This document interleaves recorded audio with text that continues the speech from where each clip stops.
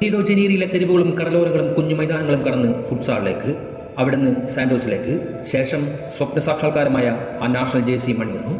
കാലൊളിപ്പിച്ച മാന്ത്രികത കൊണ്ട് കുപ്പയിൽ നിന്നും കൊട്ടാരത്തിലേക്ക് എത്തുമ്പോഴും ആ പഴയ നാളുകളെ അവൻ മറന്നില്ല.